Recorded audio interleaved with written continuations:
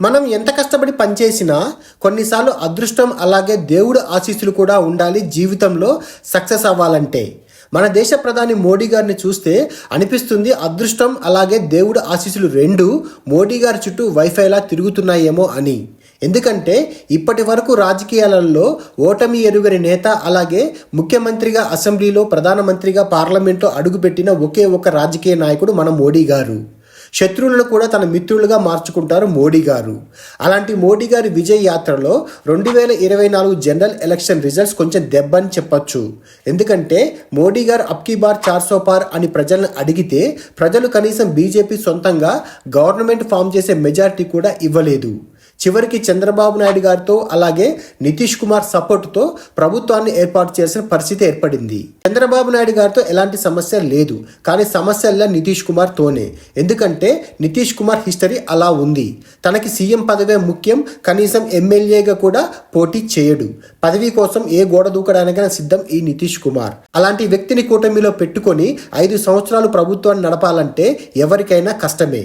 ఇలాంటి నితీష్ కుమార్ని ఎలా అయినా తమ వైపు తిప్పుకొని కేంద్రంలో ఉన్న మోడీ గారి ప్రభుత్వాన్ని పడేయాలని ఇండియా కూటమి నేతలు అవకాశం కోసం ఎదురు చూస్తున్న సమయంలో కరెక్ట్గా బీహార్ ఎలక్షన్స్ వచ్చాయి. ఈ ఎలక్షన్ రిజల్ట్స్ కొంచెం అటు ఇటు అయినా కేంద్రంలో ఉన్న మోడీ గారి ప్రభుత్వానికి చాలా కష్టాలు వచ్చేవి.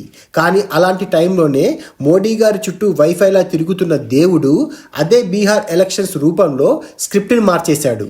ఏ ముఖ్యమంత్రి పదవి కోసం అయితే నితీష్ కుమార్ గేమ్స్ ఆడతాడో అలాంటి ముఖ్యమంత్రి పదవి ఇప్పుడు బీజేపీ చేతుల్లోకి వచ్చింది. బీహార్ సీఎంగా నితీష్ కుమారే అవుతారు. దానికి బీజేపీ కూడా సపోర్ట్ చేస్తుంది. కానీ ఇప్పుడు నితీష్ కుమార్ గేమ్స్ ఆడడానికి వీలు లేదు. ఎందుకంటే బీజేపీ నితీష్ పార్టీ జేడీయూ కన్నా ఎక్కువ సీట్స్ని గెలుచుకుంది బీహార్లో. నితీష్ కుమార్ జుట్టు ఇప్పుడు బీజేపీ చేతుల్లోకి వచ్చింది. నితీష్ కుమార్ లేకపోయినా బీహార్లో బీజేపీ, ఎల్జేపీ అలాగే ఇండిపెండెంట్ క్యాండిడేట్స్తో కలిసి బీజేపీ గవర్నమెంట్ని ఫామ్ చేయగలదు. కానీ నితీష్ బీజేపీ లేకుండా గవర్నమెంట్ ఫామ్ చేయలేడు.